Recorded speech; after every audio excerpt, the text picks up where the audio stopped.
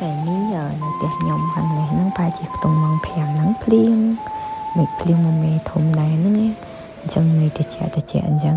កូនទាចង់ញ៉ាំឡតថ្ងៃហ្នឹងខ្ញុំធ្វើស៊ុបហើយយើងបានស្ងោរជើងជ្រូកចឹងខ្ញុំធ្វើឡតឆ្អឹងស៊ុបមួយជើងជ្រូកហើយនឹងផាសាច់គោញ៉ាំហើយកូនស្រីទី2គេញ៉ាំមីក្នុងនេះយើងមានជើងជ្រូកខ្ញុំបានស្ងោរស៊ុបហ្នឹងមុននឹងខ្ញុំនិយាយទៅពេលយើងដាំស៊ុបហ្នឹងយើងដាក់វានៅក្នុងកត្រងទៅណាមួយក្រូចមួយអីហ្នឹងណាដូចខ្ញុំធ្លាប់បង្ហាញម្ដងហើយយើងនិយាយទៅហាក់ជាកន្លះម៉ោងយើងលើកវាចេញមកហើយយើងមកឆ្អឹងស៊ុបតអញ្ចឹងហើយគ្រឿងឡតរបស់យើងហ្នឹងគឺមានដូចជាជីណាស្លឹកខ្ទឹមមានឡតមានជើងជ្រូក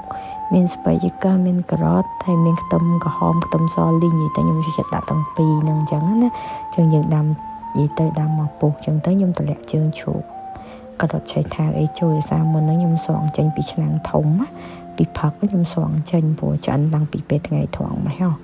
ហើយយ៉ាងនេះយើងស្រង់ចេញកុំឲ្យផុយពេកខ្ញុំមកឆ្អឹងខ្មងចោលទៀតព្រោះដោយសារឆ្អឹងខ្មងយើងវាធំអញ្ចឹងណានិយាយទៅកូនស្រីទី2ខ្ញុំចូលចិត្តញ៉ាំឆ្អឹងស៊ុបហ្នឹងមីឆ្អឹងស៊ុបហើយនឹងបន្លែអញ្ចឹងក៏ចូលចិត្តដែរហើយនេះមីរបស់គាត់នឹងឯងគឺឆ្អឹងខ្មងនេះខ្ញុំជាយកតែសាច់ដាក់ពីលើឲ្យគាត់ទៅហើយសោះបន្លែសោះមីដាក់ក្រូចដាក់ឲ្យគាត់អញ្ចឹងណាហើយមីហ្នឹងមីដុំហើយសម្រាប់កូនស្រីបើគាត់ញ៉ាំបបរឡតបាច់សាច់គោ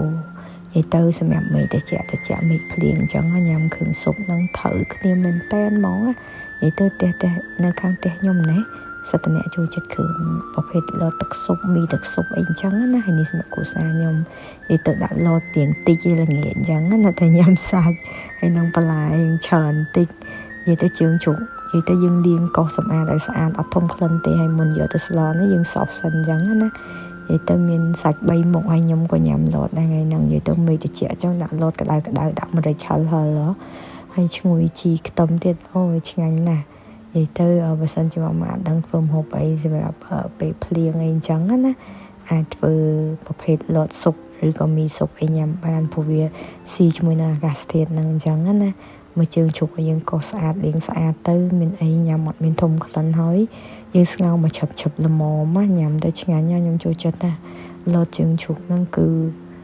favorite ហ្មងអញ្ចឹងអរគុណសម្រាប់ការតាមដានទស្សនាវីដេអូ